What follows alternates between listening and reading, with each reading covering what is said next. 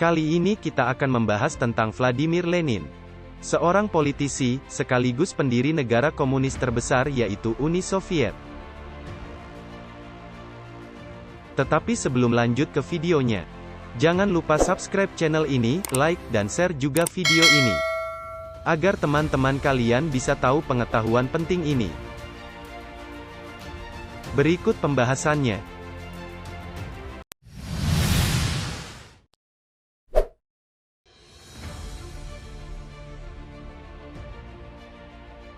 Vladimir Ilyich Ulyanov, dikenal juga dengan nama Vladimir Lenin, merupakan seorang politisi, teoretikus, serta revolusioner dari Rusia. Namanya dikenal dunia setelah mendirikan Partai Komunis Rusia. Dia menjadi arsitek sekaligus penggerak revolusi Bolshevik yang berlangsung pada 1917. Lenin kemudian menjabat sebagai kepala negara Soviet Rusia sebelum berubah nama menjadi Uni Soviet pada November tahun 1917 hingga dia wafat pada tanggal 21 Januari tahun 1924. Masa kecil Lenin. Lahir pada tanggal 22 April tahun 1870 di Simbir, dan dibaptis 6 hari kemudian. Semasa kecil, dia dipanggil Volodya yang merupakan kependekan dari Vladimir, yang artinya merupakan pria terhormat. Lenin menghabiskan waktunya di luar rumah atau bermain catur. Dia juga dikenal sebagai murid yang pandai serta disiplin di Simbir Classical Gymnasia. Pada usia 15 tahun, ayahnya meninggal karena pendarahan otak. Sejak kematian ayahnya, perilaku Lenin berubah. Dia sering uring-uringan dan tidak percaya kepada Tuhan. Deritanya makin bertambah setelah sang kakak, Alexander, mengikuti pergerakan yang menentang monarki absolut Tsar Alexander III dan mencoba membunuhnya. Sebelum usahanya untuk menaruh bom berhasil, pergerakan mereka keburu terbongkar. Dia diadili dan dijatuhi hukuman mati dengan digantung pada Mei tahun 1886. Meski sangat terpukul karena kematian ayah serta kakaknya, Lenin tetap melanjutkan pendidikan dan lulus sebagai juara sekolah, serta melanjutkan ke Universitas Kazan. Terkena radikalisasi politik. Saat belajar di Kazan pada Agustus tahun 1887, dia bergabung dengan Zemlya Chestevo, sebuah gerakan universitas berisi perwakilan mahasiswa dari berbagai wilayah. Desember tahun 1887, dia mengambil bagian dalam demonstrasi melawan pemerintah yang melarang adanya kegiatan mahasiswa. Polisi menangkap dan menuduh Lenin sengaja memprovokasi. Di sana, Lenin menjadi radikal dengan membaca buku seperti What is to be Done, karangan Nikolai Chernyshevsky yang membuatnya sangat memuja revolusi politik. Kemudian dia membaca pemikiran filsuf Jerman Karl Marx yang dituangkan dalam buku Das Kapital, yang kelak bakal berdampak terhadap pandangannya.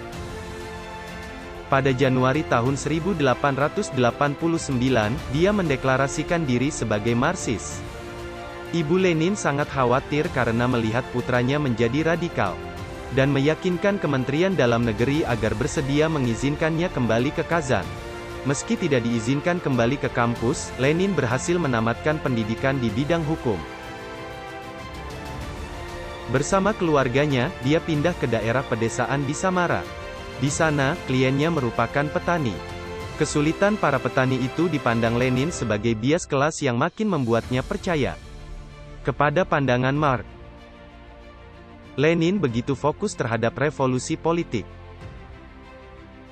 Pertengahan 1890, dia pindah ke Saint Petersburg yang menjadi ibu kota saat itu, dan menemukan sesama Marxis lainnya.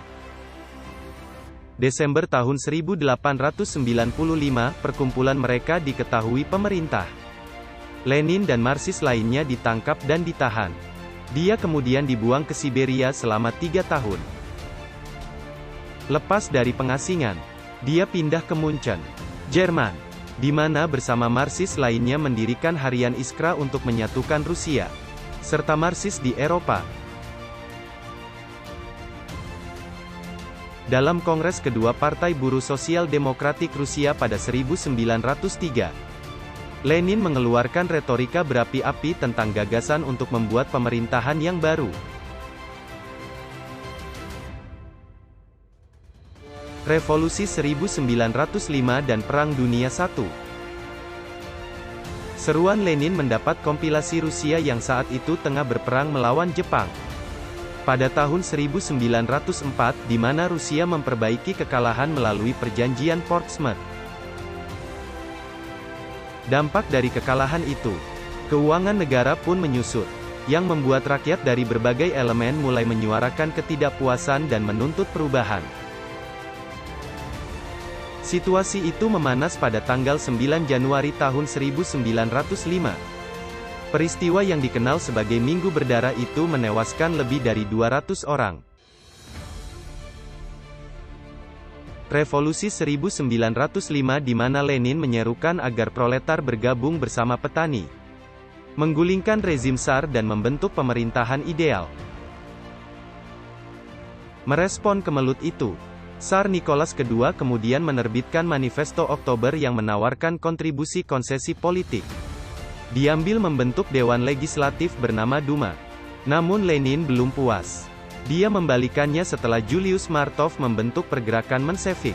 Kebalikan dari Bolshevik yang dipimpin oleh Lenin. Pertikaian itu mengakhiri konferensi partai di Praha, Ceko. Pada 1912, di mana Lenin memutuskan untuk berpisah dan mendirikan sebuah entitas baru. Saat Perang Dunia I pecah, Lenin kembali mengasingkan diri ke Swiss. Di sana, dia menulis dan menerbitkan karya seperti Imperialisme, Tahap Kapitalisme Tertinggi. Bergejolaknya revolusi Bolshevik dan berdirinya Uni Soviet. Meski menang, Perang Dunia I tidak memberi kemenangan signifikan kepada Rusia. Rakyat yang lelah, lapar, dan trauma akan mulai menuntut Tsar digulingkan. Saat itu, gelombang perjuangan menjalar ke seluruh Rusia. Tsar Nicholas yang takut jika harus digulingkan dipaksa untuk turun tahta. Duma segera mengambil alih negara, dengan membuat pemerintahan sementara dan menginstal sistem monarki Kekaisaran Rusia menjadi Republik Rusia. Lenin yang mendengarkannya ikut bersorak dan memutuskan kembali setelah puas. Sampai di Petrograd, nama baru Saint Petersburg. Dia mengecam pemerintahan itu. Dia mengecam karena pemerintahan sementara itu diisi politik borjuis liberal, dan meminta Rusia membentuk Soviet di mana mereka dipimpin tentara, buruh, hingga petani. Kemudian pada Oktober tahun 1917, terjadi revolusi yang kemudian dikenal sebagai Revolusi Bolshevik, yang kemudian berujung pada konflik sipil. Dalam perang itu, tentara Lenin yang dikenal sebagai pasukan merah berhadapan dengan pasukan putih, yang berisi para mantan jenderal di era Tsar Rusia, melawan pasukan putih yang membantu sekutu Perang Dunia I. Lenin menggunakan segala cara untuk menang dan menghasilkan apa yang disebut sebagai teror merah. Akhirnya pada 1923, konflik berakhir dengan kemenangan pasukan merah bersamaan dengan pengukuhan Uni Soviet. Namun pada 1921, dia memutuskan pergolakan. Untuk mengatasinya, Lenin kemudian mengeluarkan kebijakan ekonomi baru yang mengizinkan para petani untuk menjual hasil panen mereka ke pasar bebas. Akhir hidup dan kematiannya. Lenin terserang stroke dan kembali mengalaminya pada bulan Desember tahun yang sama. Dengan kesehatannya yang terus menurun, dia mencari cara agar Soviet bisa terus eksis sepeninggal dirinya. Saat itu, dia melihat partai dan pemerintahan yang benar-benar jauh dari pandangan idealnya. Kemudian dia terserang stroke ketiga pada bulan Maret tahun 1923. Pada Oktober, dia melakukan kunjungan terakhir ke Kremlin. Dan pada tanggal 21 Januari tahun 1924, Lenin meninggal di usia 53 tahun. Jenazahnya kemudian dibalsem dan disemayamkan di dalam mausoleum yang terletak di Lapangan Merah Moskwa.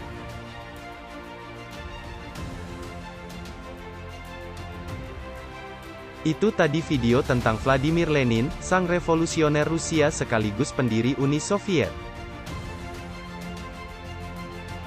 Terima kasih telah menonton video ini.